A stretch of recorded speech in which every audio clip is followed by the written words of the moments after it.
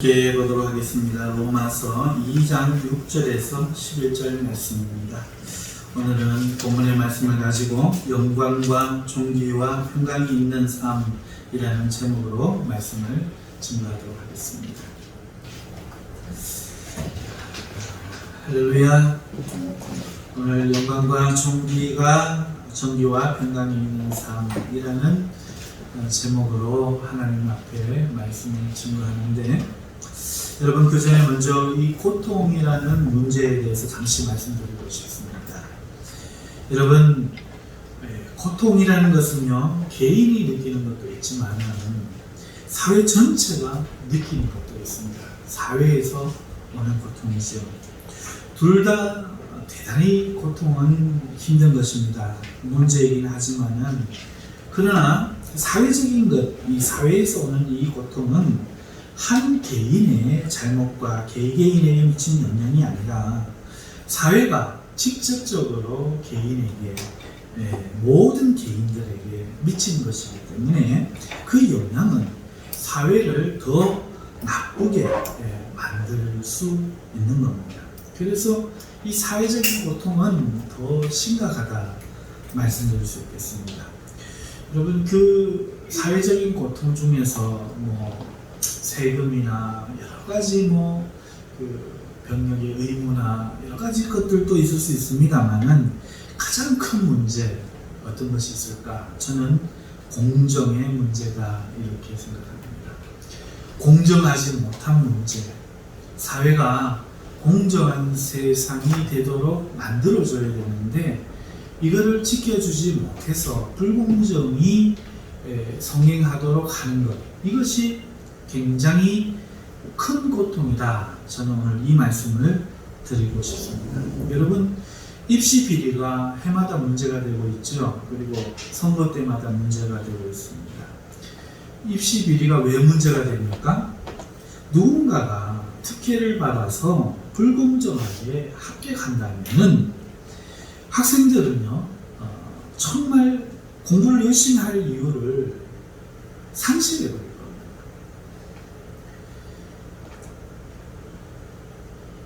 공부를 해봐야 부정하게 입학하는 사람들이 더 많다면 학생들은 공부하기보다는 연주를 찾을 겁니다.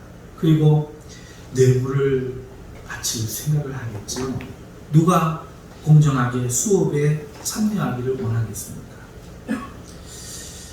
아마 이런 사회가 된다면 이런 뇌물과 연줄이 동원되지 않는 많은 젊은이들이 의욕을 잃을 것이고, 그리고 절망할 것이고, 그리고 분노할 겁니다.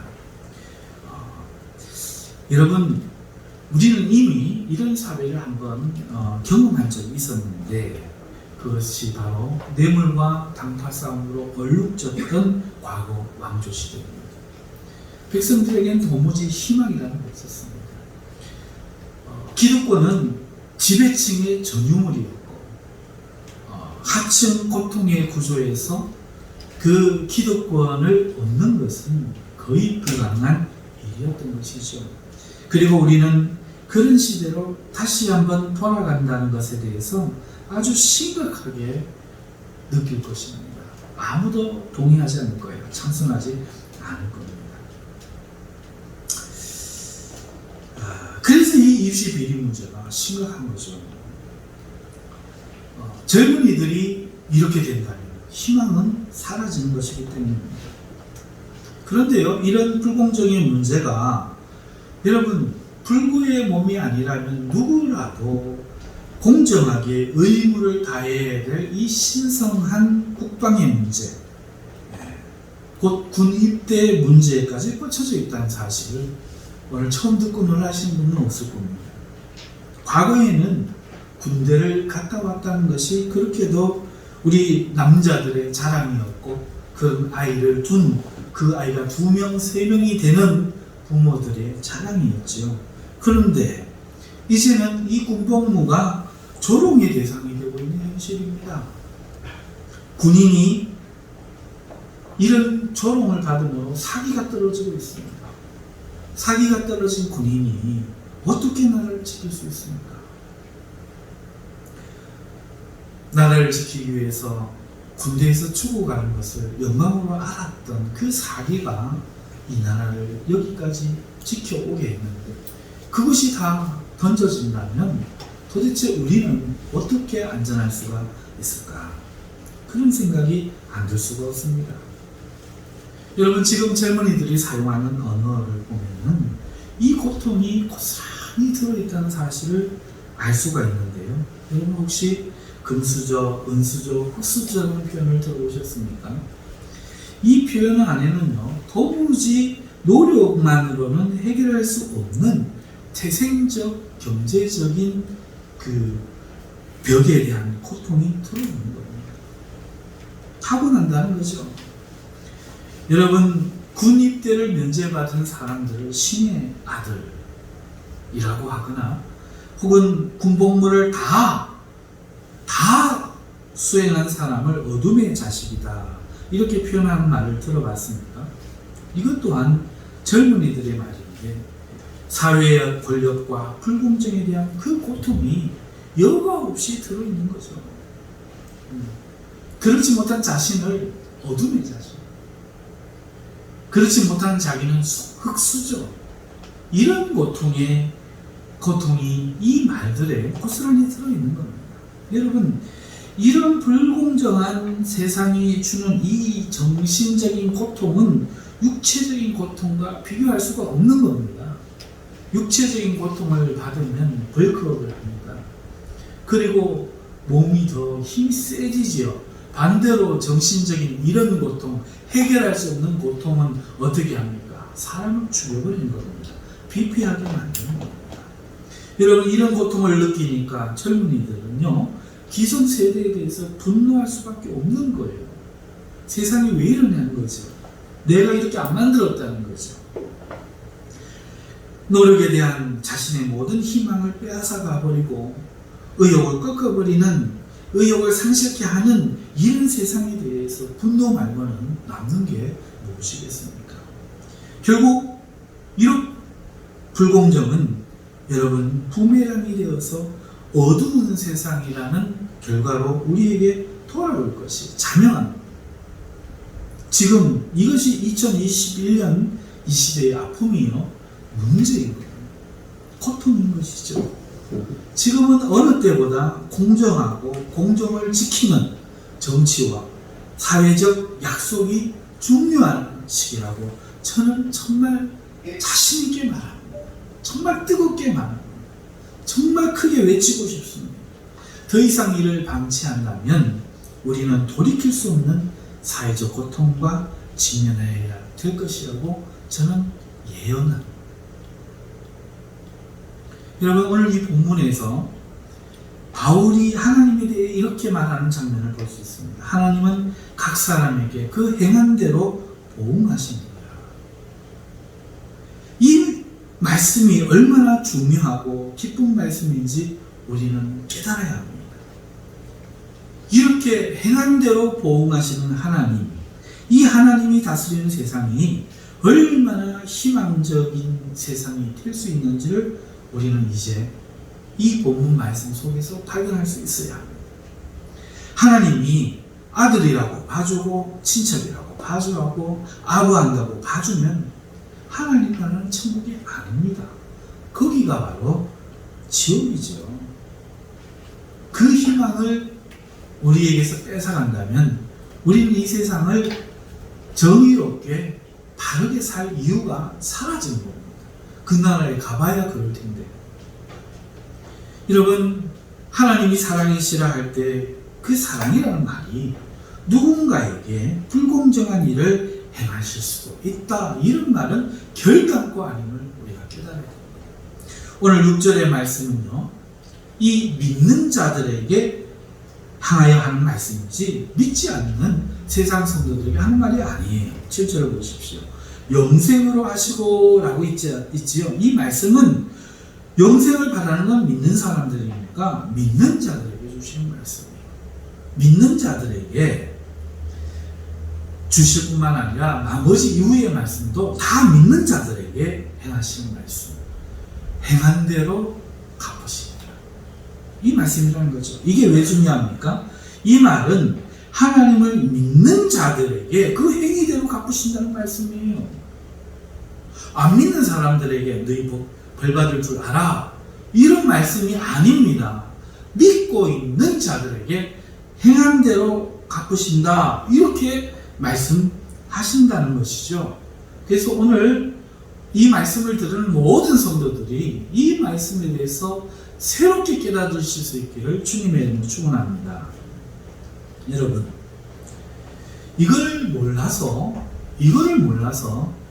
하나님 나라를 위험에 빠뜨리게 했던 사람이 있었습니다. 그 사람의 이름은 바로 다윗입니다. 여러분, 마태복음을 펼치면, 신약성경 제일 첫 페이지죠. 펼치면 아브라함과 다윗의 자손 예수 그리스도의 계보라, 이렇게 시작되는 것을 볼 수 있어요. 여러분, 이 말씀은 다윗과 아브라함이라는 이 존재가, 그 존재의 의의가 그 사람 개인에게 있는 것이 아니라 예수 그리스도가 오시기 위하여 그 존재의 의의가 있다는 거죠. 그들의 족보, 역사는 예수 그리스도가 오게 하기 위한 대단히 중요한 의미를 가지고 있다는 거예요. 저와 여러분이 그 족보를 통해서 구원을 받는다, 그 이야기인 것입니다. 그러니까 이거 얼마나 중요한 문제입니까? 하지만 이런 다윗의 역할이 대단히 위기에 처했던 적이 있었어요. 이 역할이 완전히 없어져 버릴 뻔한 무서운 일이 다윗에게 일어났던 겁니다. 여러분, 다윗에게는요, 많은 아내들이 있었고 그로 인해 배다른 많은 아들들도 있었습니다. 다윗의 맏아들의 이름은 암논인데 이스라엘 여인 아히노암과의 사이에서 그가 헤브론에 있을 때 낳은 아들입니다. 맏아들이죠. 그의 셋째 부인은 그가 사울에게 죽임을 당할 위협에서 그술로 도망쳤을 때 그술 왕 달메가 자기의 딸을 주었는데 그 여인이 바로 마아가라고 다윗의 셋째 부인입니다. 그리고 이 셋째 부인은 다말이라고 이름 지은 아름다운 딸을 다윗에게 낳아주었어요. 그런데 이 다윗의 첫째 아들 암논이 이 여동생 다말을 짝사랑하게 되었어요. 그리고는 짝사랑하는 마음이 잘못되어서 관계를 꾸며가지고 그만 동생을 강간하는 그런 사건이 벌어졌습니다. 그리고는 그 동생을 아내로 삼지도 않고 버려버렸어요. 이 못난 열등감에 의해서 자기를 처음에 거절했다는 것에서 자존심 때문에 자기의 책임을 지고 그때라도 아내로 삼으면 되는데 버려버린 것이죠. 복수를 하겠다는 겁니다. 안타깝게도 다윗은 이 일을 밝혀서 처벌하지 않았어요. 그리고 그냥 사람으로 묻어버립니다. 다말에게는 오빠가 있었어요. 압살롬이라고 이름 지은 다윗의 셋째 아들입니다. 여러분, 압살롬이 이 일로 인해서 크게 분노하게 되었습니다. 아버지의 처벌을 기다렸지만 아버지가 처벌해 주지 않자 압살롬은 자기의 양의 양털을 깎을 때 이를 꾸미게 됩니다. 여러분, 이스라엘 나라에서 양털 깎는 것은 우리나라 추수와 같은 거예요. 그러니까 축제가 벌어지겠죠. 이때 다윗을 청한 겁니다. 계속해서 청하는데 무슨 마음으로 청했는지 모르겠어요. 다윗이 오지 않습니다. 그러자 다른 왕자들이라도 오게 해달라고 청하게 되었고 다윗이 좋은 뜻으로 보내게 됩니다. 그런데 술을 마시고 어느 정도 취했을 때 자신의 부하들에게 명령하여 이 암논과 다윗의 모든 아들을 그만 죽여버립니다. 그 자리에서 다 살해해요. 엄청난 비극이 벌어진 것입니다.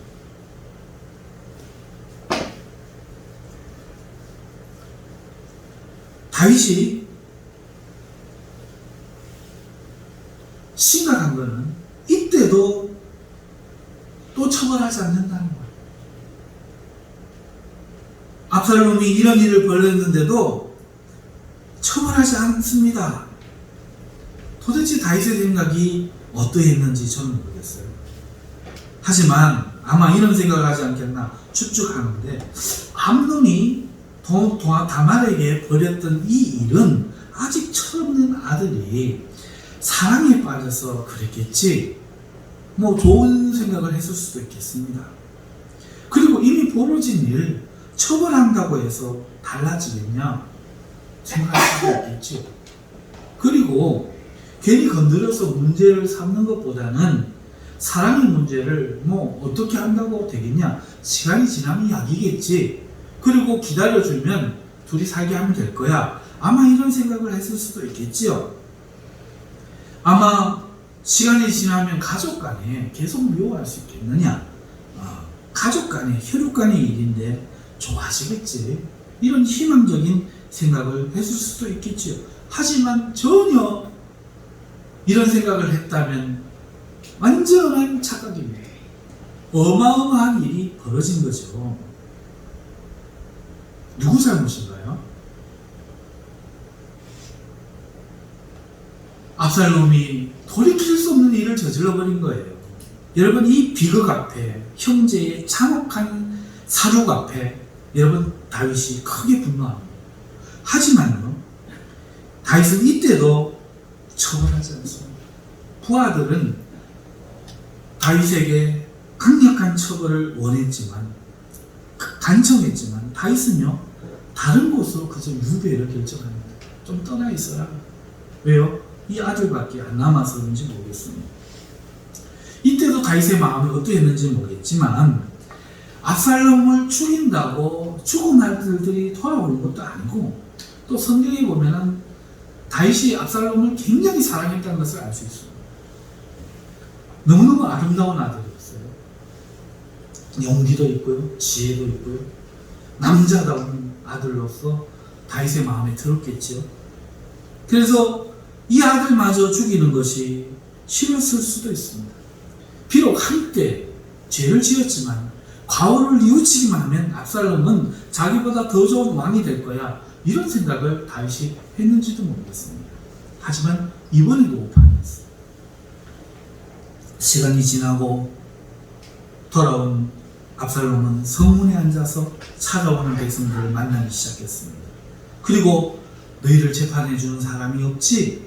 내가 재판해 줄게 라고 말하면서 백성들의 문제에 신경 쓰는 왕자로 보이게 한 겁니다. 그러자 백성들은 그 압살롬에 대해서 생각을 바꾸기 시작합니다. 압살롬은 이렇게 민심을 자기에게로 돌리는 거예요. 그리고 민심을 얻은 그는 군대 장관마저 포섭해버립니다. 그리고 군사를 일으켜요. 쿠데타를 일으키죠. 아버지가 이 소식을 듣고 부하들과 함께 자다가 긴급하게 일어나 도망치게 됩니다. 그리고 빈성에 입성한 아들은 아버지의 아내들을 궁전 위에 데리고 가서 베란다에서 온 백성들과 부하들의 보는 앞에 그 아내들과 동침을 합니다. 여러분, 이 압살롬을 처벌하지 않은 결과가 이 아들이 바르게 회개하고 돌아오는 결과로 이어진 것이 아니라 이왕 내친 걸음, 악을 맛본 이왕 내친 걸음, 자기를 정당화하기 위해서 더 악으로 나가는 모습을 보인 것입니다. 그리고 이 처벌하지 않은 결과는 실로 무서웠습니다. 앞에도 무서웠지만 여러분, 다윗의 삶은 그 삶의 이유가 온 인류를 구원하시는 예수 그리스도의 오심을 위함이라고 말씀을 드렸습니다. 이걸 끝장내버릴 뻔했다는 거죠. 오늘 저와 여러분이 구원을 못 받을 뻔했다는 겁니다.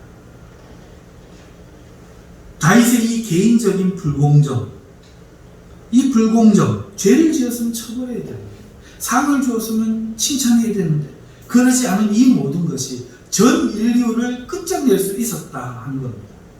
그렇게 다윗과 압살롬은 전쟁에 휘말려 버렸어요. 부자가 본의 아니게 전쟁을 벌인 거예요. 다윗에게도 수많은 부하들이 있는데 그 부하들의 목숨에 걸린 일이요, 자기 혼자만의 문제가 아니라는 겁니다. 압살롬도 압살롬을 지지하는 수많은 사람들을 죽여버려야 되는 이런 문제에 지금 직면해버린 겁니다. 여러분, 이 와중에 이 결정 가운데 하나님께서는 압살롬이 아니라 다윗에게 은혜를 베푸셨어요. 다윗의 목숨을 압살롬에게 맡기지 않으시고 다윗을 불쌍히 여기신 겁니다. 그러나 이때도 다윗은 자기의 과오를 깨닫지 못합니다. 못 깨달아요. 그리고 전쟁에 나가는 부하들에게 압살롬의 목숨만큼은 죽이지 말라고 부탁을 한 겁니다. 그러나 전장에서 압살롬은 도망치다가 본의 아니게 나뭇가지에 목이 걸려가지고 말 타고 가다가 그 자랑하던 그 머리털이 나뭇가지에 끼어가지고 걸렸는데 자기 부하들이 다윗의 부하들이 죽인 것이 아니라 엉뚱한 사람이 전쟁에 참여했다가 지나가다 보고 압살롬을 죽여버린 거예요. 목을 잘라버린 거예요.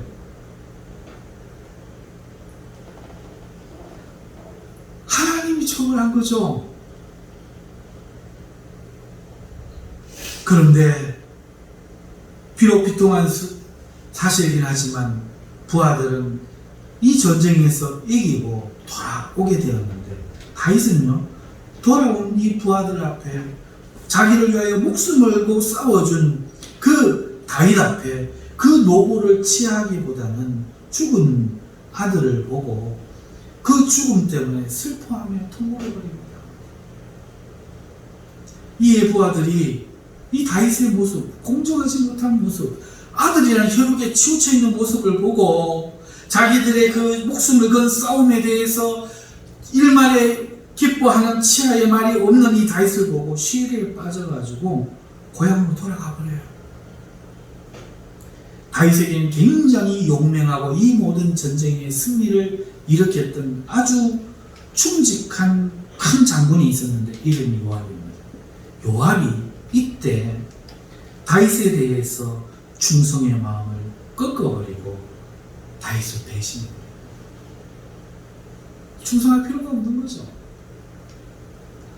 충성해봐야 혈육이 중요한 거예요. 형제라고 말만 했지 형제는 아니었던 거죠. 그리고는 후에 다윗의 가문을 끝장낼 반역을 다시. 여러분, 이 모든 것이 다윗의 이 불공정이 가져온 작은 일에서 시작된 비극입니다. 암논이 잘못했을 때에 그 잘못을 처벌했더라면 벌어지지 않았을 비극이란 겁니다. 다윗은 정이 많은 사람이었어요. 성경을 읽어보셔서 알겠지. 부하들을 얼마나 사랑하고 얼마나 예술 감성이 뛰어나고 정서적으로 풍부한 그 감성을 가지고 있는지, 이런 사람들이 문제예요.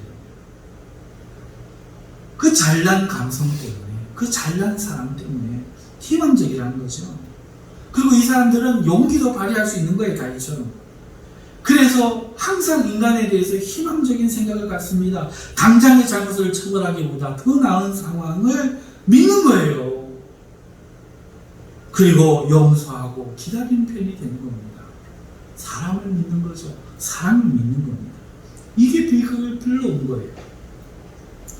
다윗이 최초의 자기 아들이라 할지라도, 그 아들이 철이 없어서 한 일이라 할지라도 상응하는 처벌만 했다면, 적어도 그 암논에게 자기의 잘못을 책임지게 가르쳤다면 이런 일은 벌어지지 않았었겠죠. 여러분, 하나님은 우리를 결단코 봐주지 않습니다. 오늘 그 말이잖아요. 믿는 자예요.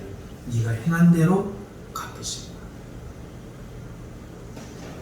하나님 우리의 잘못을 눈 감아주지 않습니다. 아들이 대신 죽는 것이 눈 감아준 게 아닙니다. 반드시 처벌합니다. 여러분, 하나님이 우리를 처벌한다는 이 말씀이 우리를 사랑하지 않으신다는 뜻이 아니에요. 하나님은 사랑하십니다. 그리고 하나님은 우리를 사랑하시기 때문에 처벌하신다는 거예요. 하나님의 행사가 틀린 것 같습니까? 반드시 옳습니다.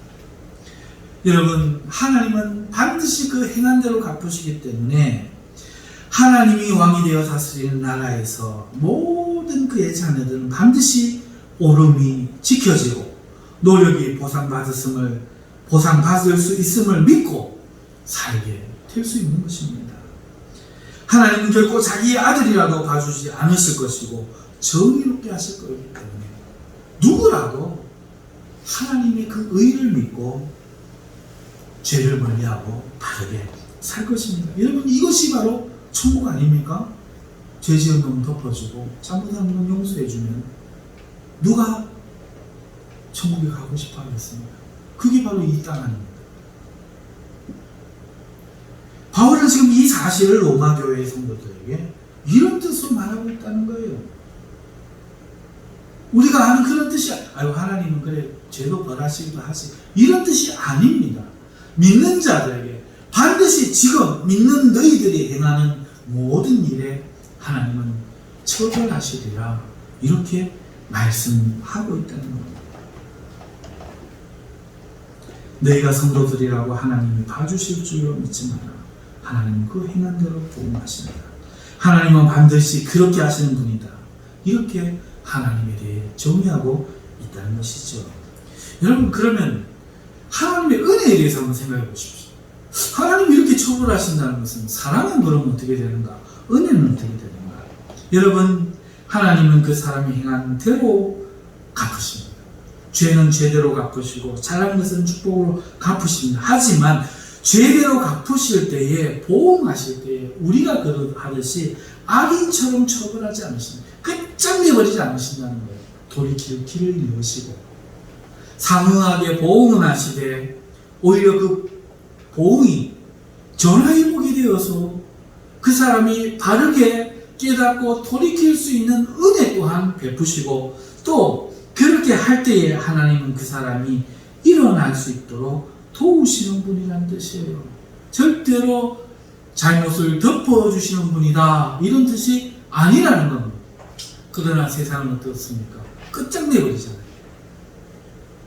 완전히 망하게 하잖아요. 그걸로 끝을 내버리잖아요. 하지만 하나님은 그런 죄를 갚으시는 가운데도 긍휼을 베푸시는 분이다. 이게 하나님은 사랑이시다, 은혜로운 분이다, 이런 뜻인데 로마 교회가 이걸 잊어본 모양이에요. 예수 그리스도가 내가 태어날 때부터 죽을 때까지 죄를 다 용서해 주셨는데 내가 죄를 지으면 뭔 상관이 있겠노? 죄 진짜 노력하면 뭔 상관이 있겠노? 구원해 주실 건데, 이러고 대충 살았다는 거예요. 악인들과 어울려 살았다는 거예요. 세상 문화 가운데서 살아갔다는 거예요. 교회 열심히 갈 필요는 뭐예요? 직장이 우선이고 먹고 사는 게 우선이고 사람들에게 미움을 안 받기는 게 우선이고, 그렇지 내가 하나님 다 우리 처지 다 아실 건데 이랬단 말이죠. 이런 사람들에게 바울이 이렇게 얘기하는 겁니다. 하나님은 행한 대로 반드시 갚으실 것이다. 너희가 무엇을 믿느냐? 여러분, 다윗이 무엇을 말합니까? 참고 선을 행하여 영광과 존귀와 썩지 아니함을 구하는 자에게는 영광으로 갚으시리라 말하고 있지 않습니까?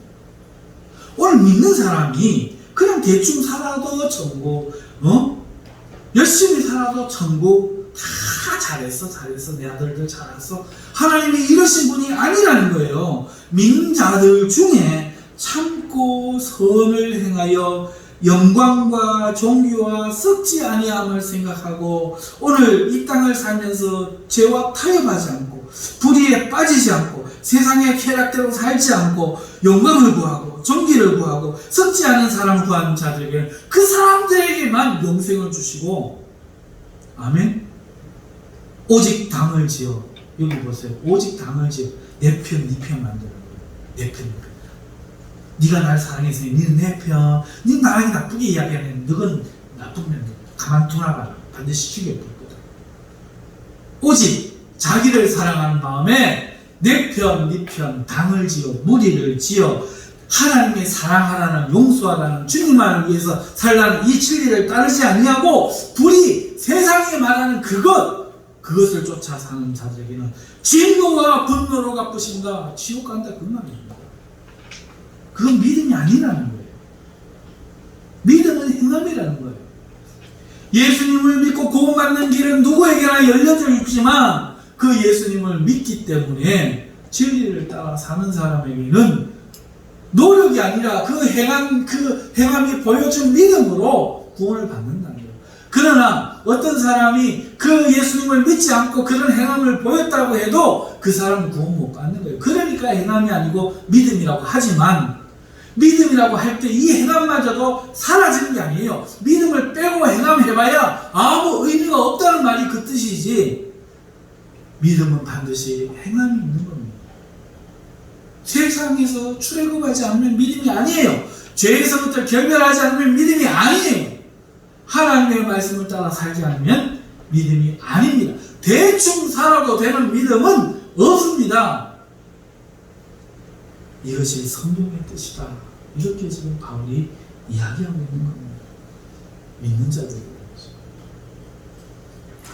여러분, 다시 한번 이것이 부족해서 바울은 이야기를 합니다. 하나님의 행하심은 유대인이든 헬라인이든 구별이 없다. 하나님은 공정하신 하나님이기 때문에 그렇다. 그러니 헬라인이라고 미워하고 유대인이라고 봐주고 이런 것이 없다. 이렇게 이야기합니다. 악을 행하는 자는 헬라인이든 유대인이든 환난과 공고함이 그의 영역에 있을 것이다. 예수님을 믿고 살아가는 사람 중에 사랑하는데 사랑하지 않고 미워해보세요. 그의 영역에 환난과 공고함이 있다. 기쁨이 없고 평강이 없고 환난이 있다는 거예요. 하나님은 반드시 그렇게 한다는 겁니다. 죄를 짓는 사람에게 평안이 없습니다. 반드시 환난과 공고함이 있습니다. 반대로 선을 행하는 자에게는 그 삶에 영광이 드러나고 존귀함이 드러나고 평강이 있는 겁니다. 오늘 성도들이 왜 그 삶이 영광스럽지 못하고 존귀가 안 나타나고 평강이 깨지느냐? 하나님의 진리를 따라 살지 않기 때문에 그래요. 하나님은 반드시 갚으신다고 갚으시는 분이지 여기 와서 기도를 크게 한다고 호소한다고 되는 문제가 아니라는 거예요. 오늘 나의 삶에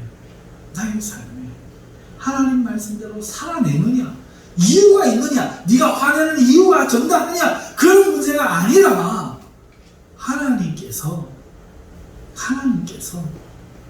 하나님의 말씀을 지키는 자에게는 하나님이 영광과 존귀와 평강이 있게 하시고, 반대로 악을 행하는 자들에게는 환난과 공고함이 있게 하시고 행한 대로 처벌하신다.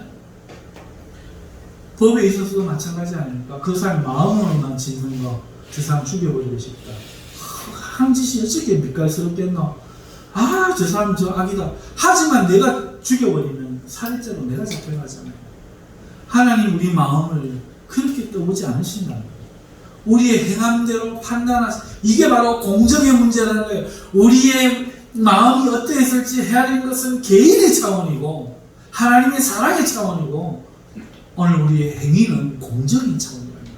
하나님은 반드시 그 사람이 행한 대로 갚으십니다.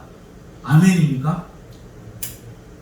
그러니까 오늘 우리의 삶이 하나님 앞에 로마 교인들처럼 믿는 사람이라 할지라도 오늘 우리가 영광과 존귀와 썩지 아니함을 구하고 이 세상에 타협하지 않고 섞이지 않고 세상의 문화와 가치관으로 살지 않고 네 편 내 편 나를 사랑해서 당을 짓지 않고 오직 영생을 구하며 사랑하며 용서하며 사는 사람들에게 천국을 주시고 그 사람의 삶의 영광과 존귀와 평강이 있게 하신다. 이 말씀이라는 것을 사랑하는 성도 여러분 어떻습니까?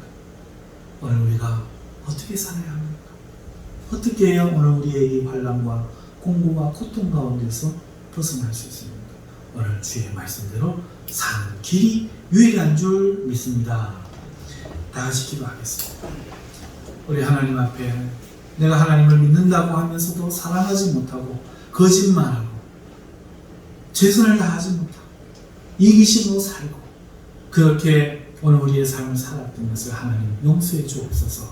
이제부터라도 하나님 앞에 내가 말씀을 순종하여 살겠나이다. 우리 하나님께 고백하며 한 1분간 기도하겠습니다.